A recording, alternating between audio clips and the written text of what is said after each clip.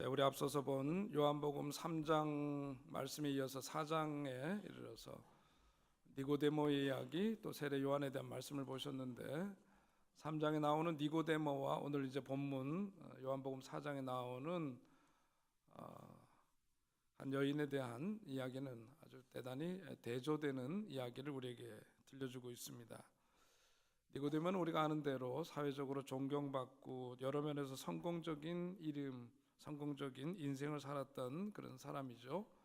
남자의 한 남성에 대한 이야기이고, 또 요한복음 4장에서 만나는 또 이 여인은 이름이 없는 여인입니다. 이름만 없는 것만이 아니라 동네 사람들에게 조롱받고 손가락질 당하는 그런 여인이죠. 니고데모와 예수님과의 그 만남이 유대 땅, 그러나 예수님 고난의 땅이기도 했던 예루살렘에서 일어난 사건이라면, 오늘 4장의 사건은 유대인에게 가장 멸시받는 땅 사마리아에서 일어난 사건이라는 것을 확인할 수가 있습니다. 니고데모는 밤에 예수님 찾아왔고, 반면에 이 여인은 떼약볕이 내리는 정오에 예수님을 만났습니다. 니고데모는 사회적인 신분이 높았기 때문에 이름 없는 당시의 예언자 예수님을 만날 때 부끄러움으로 다른 사람들이 보지 않는 그 밤에 예수님을 찾아왔지만, 이 여인은 자기 자신의 삶이 부끄러운 여인이었기 때문에 남들이 보지 않는 떼약볕이 쨍쨍 내리쬐는 그 시간에 우물에 왔다가 예수님을 만난 그 여인에 대한 이야기입니다. 우리가 성경을 보면 예수님께서 한 인생을 만나주시고 그의 삶이 치유되고 회복되고 건강하게 온전한 전인적인 어떤 치유의 역사를 주님께서 베풀어 주시는데, 때로는 주님께서 찾아가시기도 하시고 주님을 만나서 치유받기 위해서 오기도 하고, 또 친구들이나 친척을 통해서 예수님을 만나는 역사도 있는 것을 보게 되고, 또 예수님께서 치유하실 때 보면 어떤 사람은 그야말로 온화하고 부드러운 방식으로 고쳐주시고, 어떤 때는 대단히 냉혹하고 싸우는 방식으로 그런 사람을 치유하시기도 하는 것을 볼 수가 있습니다. 다 사람들마다 그 눈높이에, 그리고 그 사람의 상황에 맞게 예수께서 그 삶을 고쳐주시고 회복시켜 주신다는 것을 알 수가 있는 거죠. 오늘 성경 말씀을 보면 예수님께서 사마리아로 우정 가셨다는 거예요. 아주 의도적으로 가셨다는 겁니다. 그 이유는 다른 것이 아니라 오늘 그 여인을 만나서 그 여인의 삶 속에 그 여인을 찾아주시고 회복과 치유의 은혜를 그에게 베푸시기 위해서 의도적으로 그곳에 갔다고 성경은 우리들에게 보여주고 있습니다. 자, 오늘 그 성경에서 만나는 이 여인, 부끄러운 인생을 살아왔던 사람이죠. 떳떳하지 못하고 자유롭지 못하게 살았던 한 여인의 이야기입니다. 우리가 아마 그 여인의 이야기를 들어보면서 보면은 지금 남편이 5이었고 지금 살고 있는 남편도 부정한 관계 속에 있는 사람이라는 것 성경은 밝히고 있습니다. 여러모로 떳떳하지 않은 사람이에요. 아마 우리가 쉽게 생각할 수 있는 것은 그 여인의 마음속에 어떤 감옥이 자리 잡고 있다, 그렇게 생각해 볼 수가 있을 겁니다. 삶의 자유함을 잃어버리고 기쁨을 잃어버리고 자기 스스로가 만들어 놓은 어떤 감옥 속에, 때로는 사회적으로 사람들이 만들어 놓은 그 감옥 속에 가두어져서 살고 있는 한 여인에 대한 이야기죠. 그런데 그 여인을 주님께서는 찾으셨고 만나 주셨고, 그 여인의 그 마음을 감옥처럼 감싸고 있고 그야말로 쇠사슬처럼 묶고 있던 것들을 예수께서 그 여인을 만나면서 하나씩 그야말로 쇠사슬을 끊어버리고 벗겨버리고 자유롭게 새로운 소명 속에 살아갈 수 있도록 그 여인을 새롭게 하시는 그런 이야기를 오늘 성경은 보여주고 있습니다. 오늘 14절까지 보셨지만 오늘 4장에 쭉 이어지는 말씀이 그 한 여인이 예수님 만남으로 인해서 어떻게 변화의 과정을 겪게 되는가 하는 것을 성경은 보여주고 있습니다. 먼저 오늘 그 여인을 보게 되면 그 여인은 부끄러운 과거 때문에 다른 사람들의 눈길을 피해서 다니는 사람이에요. 우리가 중동지방 상식적으로 알고 있는 것처럼 낮이면 너무나 햇살이 뜨겁기 때문에 사람들이 그냥 이 벌건 대낮에 다닐 수가 없어요. 그래서 시에스타라 그래가지고 낮잠 자는 시간, 아무도 거리에 다니지 않는 그 시간에 사람들의 눈을 피해서 우물가에 온 그 여인, 그 여인의 그 모습은 다시 말해서 어떤 소망이 없는 삶을 말하는 거죠. 비전이 없고 운명에 맡겨진 삶을 살아가는 그 여인의 모습을 아주 상징적으로 성경은 우리에게 보여주고 있습니다. 아마 우물가에 모여 앉아 사람들은 남편 자랑, 자식 자랑 하느냐고 아마 그 시간 가는 줄 모르고 이야기를 나누는데, 그 여인은 그 사람들이 모여있는 그 자리를 피해서 우물가에 온 겁니다. 그 여인의 마음이 어떠했을까 한번 생각해 보시기를 바랍니다. 아마 사람들이 뒤에서 그 여인만 보기만 하면 쑥덕거렸을 거예요. 야, 남편 5이나 데리고 살았으니 어땠을까, 뭐 이런 얘기서부터, 그죠? 지금 남편도 부정한 관계 속에 있으니까 뒤에서 수근덕수근덕거리고, 남편들은 그 여인을 보는데 그냥 평범한 눈으로 보지 않았을 거예요. 부정한 여인을 바라보는 그 눈길을 의식하면서 살아야만 했던 그 여인의 그 내면이 어떠했을까, 우리 쉽게 생각해 볼 수가 있습니다. 외로웠을 거예요. 다른 사람들하고 쉽게 어울릴 수 없는 그 처지는 그 큰 외로움 속에 살았을 겁니다. 단순한 외로움이 아니라 억지로 외롭게 되어버린 그런 존재, 그나마 남들에게 무시당하고 소외된 자신의 삶을 이제는 운명적으로 받아들이고 체념하면서 살아가고 있는 한 여인의 실존적인 모습을 보게 되는 거죠. 여러분은 살면서 어떠신가 모르겠습니다. 어쩌면 이 여인처럼 우리도 살다 보면 이런 생각할 때가 있을 거예요. 야, 내 인생 왜 이 모양이냐? 계속 이렇게 살아야 되는 건가? 이런 삶에서 언제 탈출할 수 있을까? 나는 왜 이렇게 지지리도 못났나? 아이고, 내 팔자 타령하면 우리 믿는 사람 안 되지만, 아이고, 내가 좀 다르게 살 수 있었을 텐데 이래야 사나, 그런 생각 가질 수 있었을 거예요. 자기 현실적으로 극복할 수 없는 삶의 그 실존적인 현실 속에서 체념하는 한 인간의 모습을 이 여인을 통해서 볼 수가 있습니다. 근데 여러분, 우리 성경을 통해서 확인하게 되는 것은 뭐냐면, 세상 살다 보면 자기 잘못 때문이든 환경 때문이든 남들에게 지탄을 받을 때도 있고, 외로운 왕따를 당해서 홀로 고립된 삶을 살아갈 수도 있고, 어떠한 상황 속에 있더라도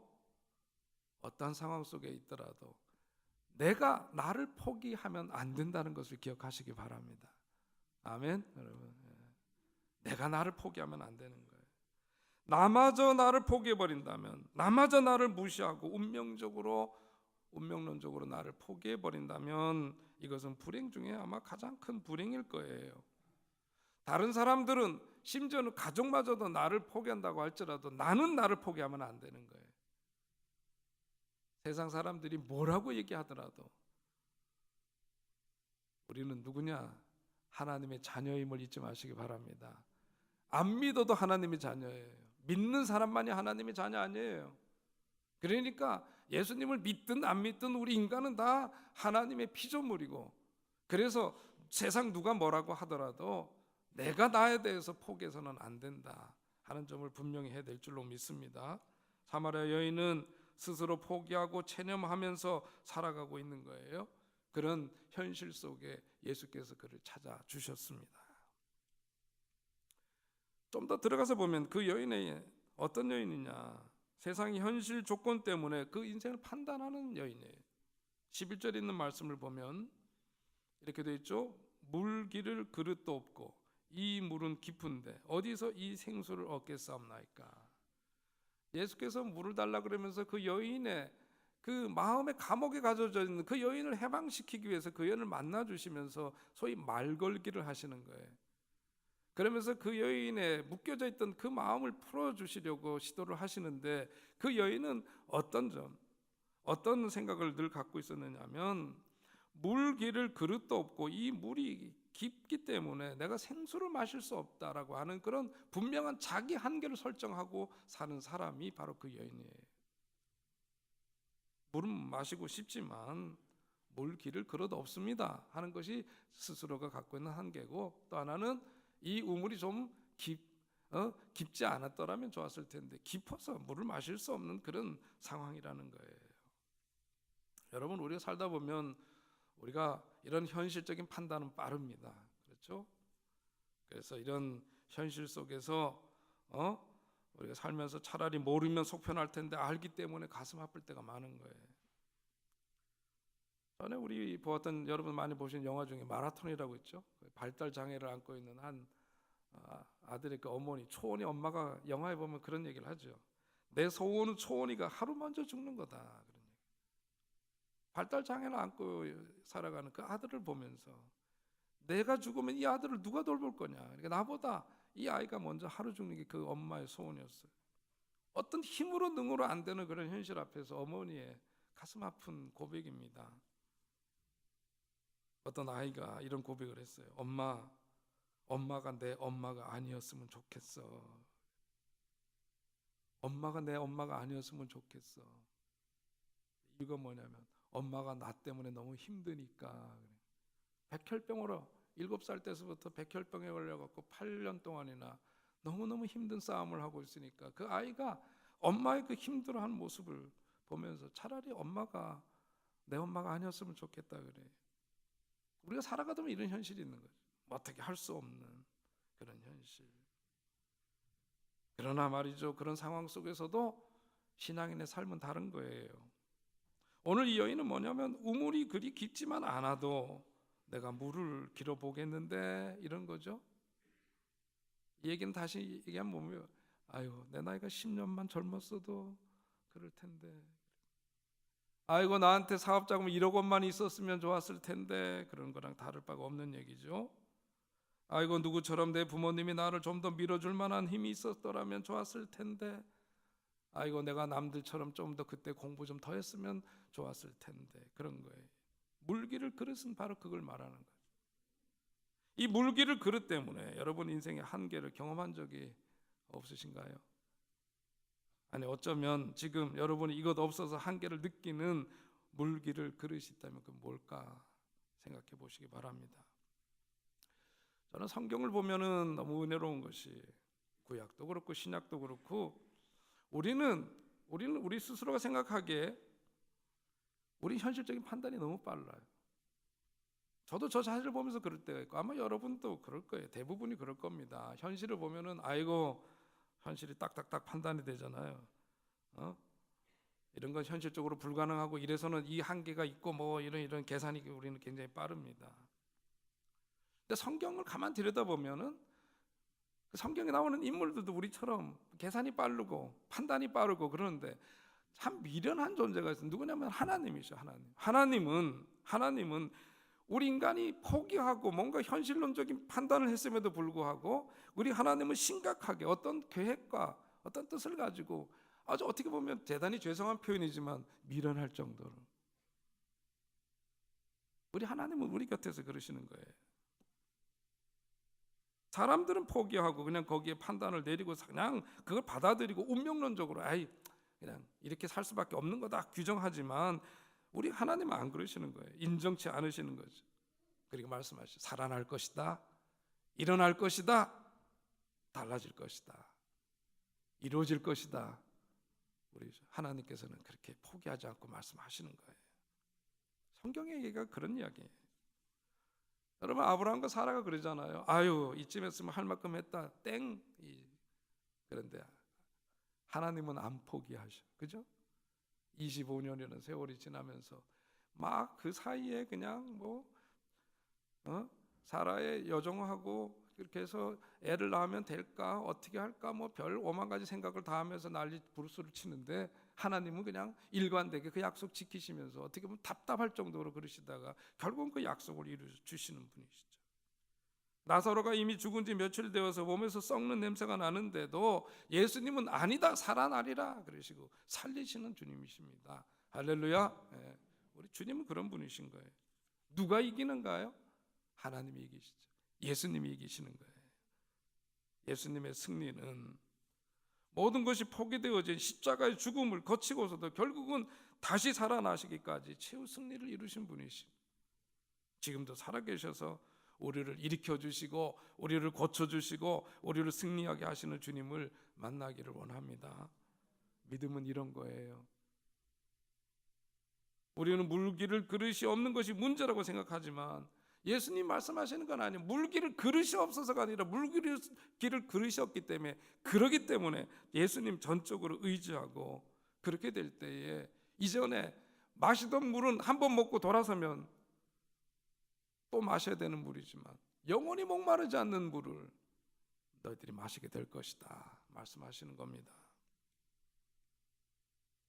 13절에 말씀하기를 이르시되 이 물을 먹는 자마다 다시 목마르려니와 내가 주는 물을 먹는 자는 영원히 목마르지 아니하리니 나의 주는 물은 그 속에서 영생하도록 솟아나는 샘물이 되리라. 여인은 하루하루 먹고 마실 물만 알고 있지만 예수님은 영원히 목마르지 않고 솟아나는 샘물에 대한 말씀을 하시는 거예요. 저는 오늘 말씀을 묵상하다 보니까 우리 자녀들 생각해 보면 아이들이 부모들에게 어떤 요구를 할 때가 많이 있죠. 자기들에게 필요한 거 부분적으로 원합니다. 아빠 이거 좀 해주면 좋겠다. 엄마한테 이런 얘기 해주면 좋겠다 그러죠. 사실 그런데 사실 우리 자녀들은 부모에게 요것 해주세요, 저것 해주세요 부분적인 거 원하지만 부모의 마음은 어떤 마음이죠? 야 이놈아 그것만 해주고 싶냐? 다 해주고 싶다 이놈아 그런 거죠. 얼마 전에 우리 명절 지냈지만 그러지 않아요? 알량한 봉투 내밀고 작은 선물 들고 가서 명절 지내지만 부모들은 올 때마다 있는 것 없는 거 다 싸주고도 더 싸주고 싶어가지고 뭐 없나 두리번거리시는 게 부모님 아닙니까? 우리 하나님의 마음이 그런 것이죠. 이거 필요해요 저거 필요해 요구하지만 하나님은 그것만이 아니라 네가 필요하면 모든 것 다 네 거다 그러면서 그것을 우리가 잊을까 봐 당신의 생명을 내어주기까지 죽으시고 부활하셔서 십자가에 달려서 죽으시기까지 우리를 사랑하신 그 모습을 우리에게 보여주시죠. 십자가를 보고 십자가라는 게 그거를 상기시키는 거예요. 다 가져가라 이거 두 팔 벌려서 다 주고 싶다 이거 다 주고 싶다 내 생명마저도 너에게 주고 싶다. 그것이 예수님의 마음이고 우리 주님은 우리를 향해서 그런 마음을 갖고 계시다는 것을 여러분들 잊지 마시기 바랍니다. 저는 오늘 말씀을 통해서 내 자신의 모습을 보니까 그래요. 교인들을 위해서 하나님 우리 권사님 내 가정 이런 문제 있는데 이거 도와주셔야겠고 우리 집사님 내 가정에 이런 어려움이 있어서 그 가정에 평화를 주시고 이 가정 속에 정말 새로워지는 역사가 있어야 되는 하나님 이렇게 도와주시고 저 집 자식 이런 문제 있는데 이거 도와주시고 이런 기도를 드리는데 내 나름대로 목표를 정해놓고 기도를 하는데 어떤 경우에는 내가 생각하는 한계 안에서 어쩌면 내가 드리는 목회 기도가 그것마저도 하나님과 협상하는 기도가 아닐까 그런 생각을 갖는 거예요. 저도 이성적이고 합리적인 사람이기 때문에 내 수준에서 협상하듯이 하나님께 기도하고 있는 거 이게 결국은 뭐냐면 사마리아 여인 그 여인의 수준이나 나나 피장파장이구나 그런 생각이 드는 거죠. 여러분은 어떠신지 모르겠어요. 이 여인이 말하는 걸 보면 물기를 그릇에 대해서 말합니다. 12절에 보면 당신이 야곱보다 더 크니까 그렇게 말하죠. 무슨 얘기예요? 이 여인이 알고 있는 지식으로 보자면 야곱보다 더 큰 인물이 없는 거예요. 가장 큰 인물은 야곱이고 그거보다 더 위대한 인물이 존재한다는 것이 가능하지 않은 거예요. 그 여인 속에는 더 없어요. 그 가능 자체를 거부하고 있는 겁니다. 15절에 보면 주여 이런 물을 내게 주사 목마르지도 않고 또 여기 물길로 오지도 않게 하옵소서. 예수님은 영원히 목마르지 않은 생명수를 말씀하시는데 그 여인은 어떤 생각에 머물러 있느냐면 그저 물길로 다시 왔다 갔다 하지 않고 좀 편하게 살 수 있는 그런 범주에 지금 머물러 있는 것을 말하는 거죠. 이 미련한 여인, 그러나 너무나 인간적이기만 한 이 여인 누구예요? 나예요. 우리예요. 그렇지 않습니까 여러분? 아직 우리는 예수님이 제시해 주시는 그 색에 대한 어떤 전이가 없기 때문에 오늘 정말 우리들에게 필요한 것은 뭐냐? 오늘 말씀을 통해서 보여주는 것은 믿음이 필요하다. 믿음이 필요하다. 주님, 전 잘 모르겠습니다. 내가 안다고 해도 예수님 약속하시는 거 그거 다 감도 못 잡습니다.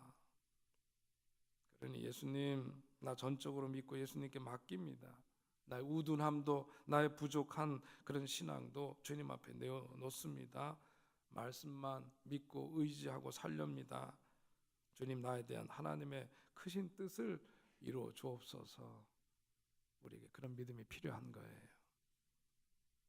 우리가 예수를 믿는데 사막에 생수가 솟아나는 그런 믿음을 가지고 살아야 될 줄로 믿습니다. 성경을 보면은 말이죠, 이사야 예언자를 통해서 주시는 말씀을 보면 이사야가 예언을 선포할 때에 이스라엘은 역사 속에서 가장 참혹한 시대, 남의 나라에서 종살이를 하고 있습니다. 미래가 불투명해 보이지 않는 시대, 어둠으로 가득 찬 시대, 소망할 수 없는 시대.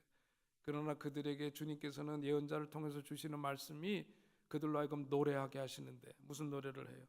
광야와 메마른 땅이 기뻐하며 사막이 백합화같이 피어 즐거워하며, 무성하게 피어 기쁜 노래로 즐거워하며 레바논의 영광과 갈멜과 사론의 아름다움을 얻을 것이라. 사막과 같은 자기 자신들의 그 현실 속에서 그것이 그야말로 백합화가 피고 꽃동산 되는 그런 꿈을 그들에게 보여주고 노래하게 하죠. 그런 일이 어떻게 가능하리냐? 주님께서 약속하신 그 말씀을 믿을 때 바로 그 약속의 말씀이 그들의 역사 속에서 이루어진다는 거예요. 그러면서 말씀하시죠. 너는 굳세게 하라, 두려워 말라. 보라, 너희 하나님이 오사 보수하시며 보복하여 주실 것이라. 그가 오사 너희를 구하시리라. 할렐루야. 오늘 사막과 같은 현실이 있지만 주님께서는 그러시는 거예요. 오늘의 현실이 다가 아니다. 하나님께서 너희들의 원수된 자들을 물리쳐 주실 것이고, 하나님께서 이 사막에 꽃동산 되는 그런 역사를 이루어 주심으로 너희를 굳세게 하라. 그러니까 두려워 말라. 하나님께서 이루실 일에 대해서 기대를 갖고 기도하면서 믿음으로 나아가라 말씀하시는 겁니다. 사마라 여인은 어떤 그 현실 속에 가둬져 있었지만 주님은 그 여인이 갖고 있는 꽁꽁 묶여져 있는 그런 현실에 가둬져 있는 그런 벽을 깨뜨리길 원하시는 거예요. 그 벽을 깨뜨릴 수 있는 여러분 되시기 바랍니다. 그러면서 예수님께서는 그 여인을 계속해서 만나서 얘기를 나누시는 거예요. 우리가 그 현장을 한번 생각해 보면은 대단히 문제가 되는 만남이죠. 오늘 그 뭐 음식 사러 갔던 그 제자들이 왔다가 그 다음에 오늘 14절까지 보셨지만 그 이후에 나오는 말씀을 보면 제자들이 깜짝 놀랐어요. 왜냐하면 이건 문제가 되는 만남이기 때문에 그래요. 유대인 남자와 사마리아 사람, 이거 만나는 것 자체가 금기시되던 그 시대에, 더군다나 한 남자와 여자가 벌건 대낮에 그리고 또 단둘이서 있었다. 더군다나 인종적인 어떤 그 나쁜 사이뿐만 아니라 남녀가 아니고 외딴 곳이고, 더군다나 이성과의 만남이고, 완전히 썬데이 서울에 나오는 이야기지. 그죠? 옛날로 보자면 그런 거예요. 제자들이 딱 깜짝 놀랐어요. 그런데 예수님은 뭐냐면 그 자리에서 그대로 앉아서 이 여인이 변화될 때까지 끝까지 자리를 지키시고 대화를 계속해 나가시는 거예요. 여러분, 우리가 주님한테 기도하다가 어떤 때는 그러죠? 주님한테 이 기도 드렸는데 내가 드린 기도도 잊어먹을 때가 있어. 그래요, 안 그래요, 권사님? 그럴 때 있죠. 내가 이렇게 간절히 기도했는데 나중에 보면 기도하다가 내가 무슨 기도를 드렸는지도 모를 때가 있어. 그러나 하나님은, 기도를 들으신 우리 주님은 절대로 잊지 않으신다는 것을 기억하시기 바랍니다. 오늘 말씀 보니까 그 여인의 그 변화된 삶에 이르기까지 예수님께서 집요하게 붙들고 계시는 거예요. 안 놓치시는 거예요. 끝까지 대화하시는 거예요. 빗장문을 열기까지. 그래서 결국은 어떻게 됩니까? 그 여인의 그 목마름이 터져 나오기까지 그 여인을 떠나지 아니하시고 계속해서 대화하시고 붙들고 계시다가 결국 그 여인의 입에서 나오는 언어가 달라졌어요. 뭐가 달라졌어요? 처음에는 선생이요, 그리고 나왔죠. 라비요. 미스터예요, 미스터. 그러나 예수님 하고 만나서 이야기 나누는 가운데 그의 마음 가운데 있는 그 목마름이 터져 나오면서 그 예수님을 다시 보기 시작한 거예요. 그러면서 부른 호칭이 달라지죠. 뭐라고 바뀌죠? 주님이라고 바뀌죠. 미스터에서 뭘로? 마스터로 바뀌는 거예요. 이 모든 과정을 눈여겨보시면서 한 여인의 인생이 근본적으로 변화되어서 천박한 여인에서 생명의 복음을 증거하는 예수의 제자가 되기까지 그 여인을 끈질기게 만나고 계시는 우리 주님, 그 주님께서 오늘 우리도 붙들고 계신다는 것을 믿으시기 바랍니다. 포기하지 마셔야 해요. 우리 주님은 놓지를 않으시는 거예요. 헨리 나웬의 이야기를 보면 헨리 나웬이 이런 얘기를 했어요. 자기가 어렸을 때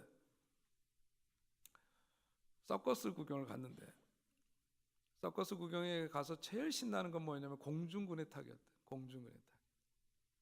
공중근해 타기를 하는 걸 보면 너무너무 신기하고 너무 멋지고, 그래서 서커스 공연이 끝나고 그 공중에서 공중제비를 도는 그 사람을 만났어. 너무너무 그 기가 막히게 공중에서 4바퀴를 돌아서 딱 이렇게 하니까 얼마나 기가 막히게 엄청납니까? 그분과 이야기를 나누는데 어렸을 때도 잊지 못하는 기억이 많아요. 그분이 그렇게 얘기를 했대요. 어떻게 그렇게 할 수가 있느냐고 놀라서. 그러니까 사실은 자기는 아무것도 아니래. 사실은 공중근해 타기에서 제일 중요한 사람은 누구냐면 자기를 붙들어주는 사람이라는.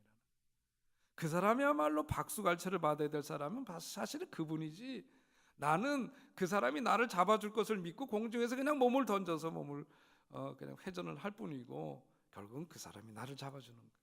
그렇기 때문에 가능하다는 거예요.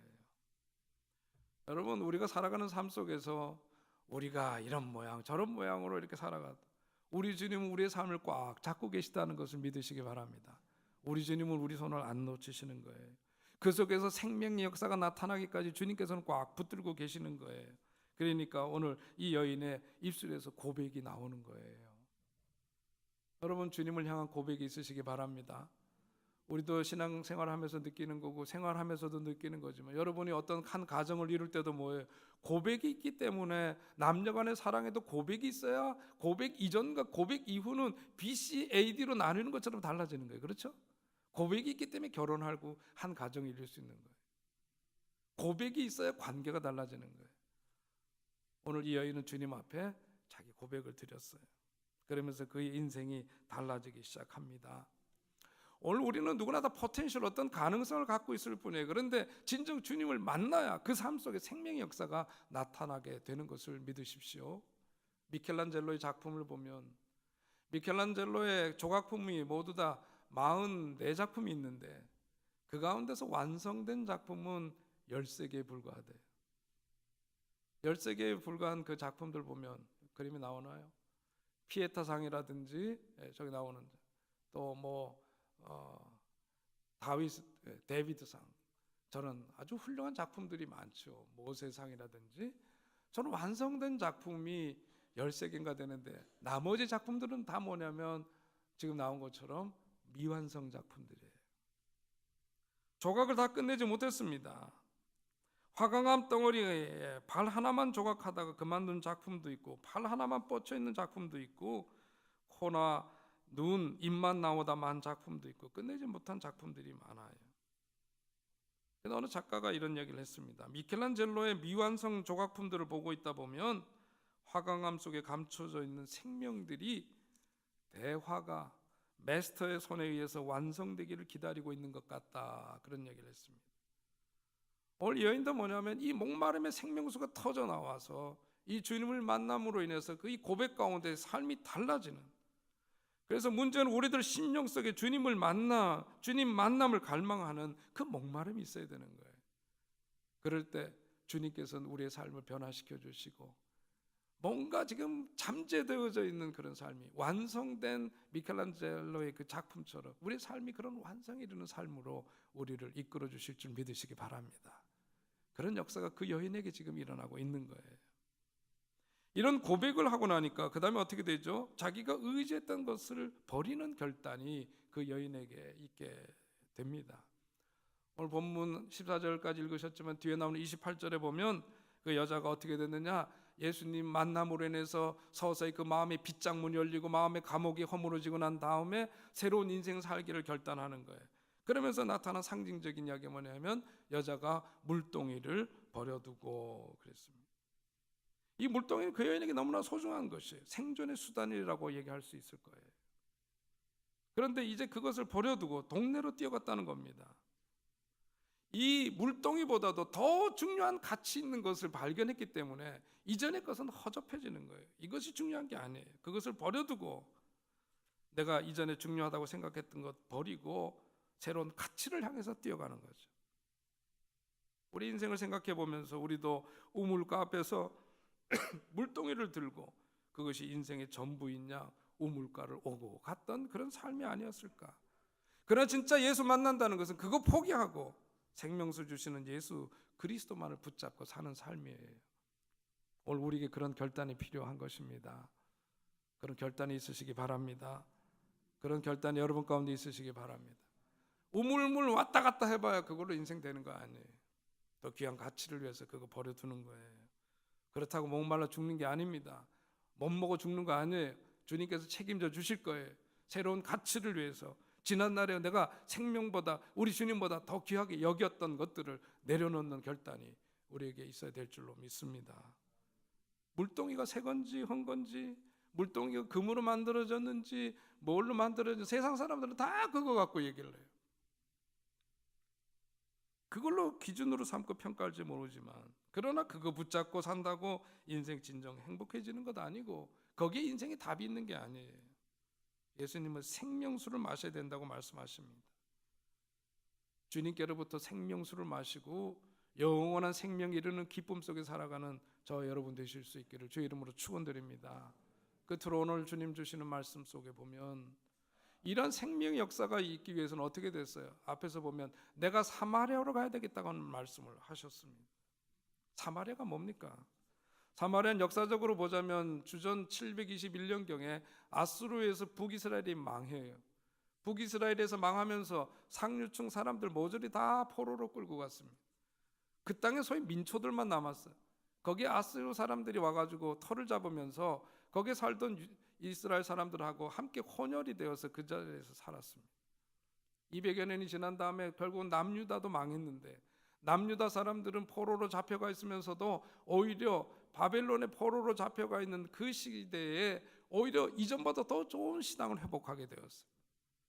남의 나라에서 종살이하는 상황이지만 과거의 죄를 뉘우치고 예루살렘의 회복을 위해서 그들이 눈물을 흘리면서 이전보다 더 좋은 신앙을 회복했는데, 결국 고레스에서 다시금 이제 예루살렘으로 돌아와서 성전을 회복하고 그럴 때 혼혈인으로 살았던 사람, 아수르에서 종교적으로 문화적으로 함께 그들의 영향권 속에 있었던 그 같은 동족이었던 사마리아 땅에 살고 있었던 그 사람들을 멸시했어요. 성전 재건 작업에도 절대로 참여할 수 없도록 그들을 막고 차별을 했습니다. 그런 사람들이에요. 그런데 오늘 예수님께서는 아주 의도적으로 그 여인을 만나기 위해서, 그러나 특별히 사마리아에 있는 그 여인을 만나기 위해서 일부러 아주 인텐셔널하게 의도적으로 사마리아를 향해서 가셨다고 성경은 전해주고 있습니다. 무슨 얘기예요? 우리에게 진정한 생명의 역사, 생명수의 역사가 우리 삶 속에서 이루어지기 위해서는 내 삶의 그 사마리아를 만나야 된다는 거예요. 사마리아가 뭐예요? 역사적으로 이렇게 말씀을 드렸던 것처럼 이 사마리아는 내 개인의 삶 속에서도 사마리아가 있을 수 있죠. 내가 거절하고 거부하고 만나고 싶지 않고 내가 싫어하는 그 대상일 수 있어요. 그러나 진정 생명의 역사를 살려면은 내가 거절하고 거부하고 싫어하는 그 대상인 사마리아를 만나야 된다는 거예요. 피하고 싶지만 만나야 된다는 거예요. 그래야만 거기에 생명의 길이 열린다는 것을 말씀하고 있는 겁니다. 여러분, 우리 민족만 하더라도 사마리아는 뭐냐면 우리가 생각할 때 북녘 땅일 수 있어요. 우리들에게 아픔을 주었고 전쟁을 치르면서 그야말로 수도 없는 아픔과 이 곤욕스러운 역사를 살게 했던 그 대상이지만, 결국은 우리 민족이 새롭게 부활할 수 있고 새롭게 생명의 길을 갈 수 있는 그 잠재성은 어딨냐면 그거 만나야 되는 거거든요. 믿지만 만나야 되는 거예요. 남과 북이 함께 만나야 되고, 그래야만 내가 지금은 싫고 거절하고 싶고 멀리하고 싶지만 만나야 거기에 새로운 생명의 역사가 있다. 개인의 삶도 교회도 가정도 어디도 마찬가지. 어디든지 사마리아는 있을 수 있지만 그것을 우리가 회피해서 되는 게 아니다. 개인 차원으로 나의 가장 부끄러운 과거일 수도 있어요. 사마리아가 집안에서 가장 못난 동기간들일 수도 있고, 그렇지만 그거 만나야 되고 사랑해야 되고 다시금 회복해야 된다. 우리 나름대로 사마리아를 가지고 있지만 그거 회피해서는 안 된다는 말씀을 하시는 거죠. 오늘 우리가 살아가면서 용서하기 어려운 그 미움의 대상이 혹시나 있습니까? 예수님 말씀하시는 거예요. 만나야 된다. 그 사마리아 만나야 된다. 그래야 생명의 역사 있게 된다. 주님은 사마리아로 통행하여야 하겠는지라 그랬습니다. 우물가에 떳떳하게 몰려다니며 살던 문제없던 여인들보다 사마리아 여인은 세상의 눈으로 보자면 대단히 불행한 여인이면 틀림이 없습니다. 그러나 그 여인은 예수님을 만났고 그녀는 예수님을 주님으로 영접했고 그로 인해서 그녀의 인생은 변화가 되었습니다. 우리의 목마른 인생도 주님 만날 때 영원히 목마르지 않는 생명수를 주님께서 주실 줄 꼭 믿으시기 바랍니다. 우리 자신도, 우리 가정도, 우리 민족도, 이 땅 인류의 오늘과 내일도 목마름의 현실은 예수 그리스도를 만날 때 해결되는 거예요. 우리 주님은 오늘도 지금 이 자리에 여러분을 만나시려고 와 계신 줄로 믿습니다. 주님, 내게도 그 영원한 생명수를 주시옵소서. 여러분 인생의 목마른 갈증에 사막에서 흘러나는 샘물이 넘쳐나시기를 주의 이름으로 축원드립니다. 하나님 아버지, 오늘도 저희로 하여금 이렇게 예배 자리로 나오도록 인도해 주심을 감사합니다. 우리 속에 타는 목마름이 있는데 그 목마름 세상의 그 어떤 것으로도 해결할 수 없지만 우리 주님 만나고 우리 주님 내 삶의 진정한 주인으로 모시고 살 때 내 삶 속에 그 생명수가 터지는 역사가 있게 될 줄 믿습니다. 오늘 주님 주신 말씀 의지해서 우리도 그런 삶을 누리며 살아갈 수 있도록 주님 축복해 주옵소서. 인생의 목마른 갈증에 그야말로 사막에서 흐르는 그러한 샘물이 내 삶 속에서 언제나 넘쳐나도록 우리의 삶을 주님 축복해 주옵소서. 예수님의 이름으로 기도하옵나이다.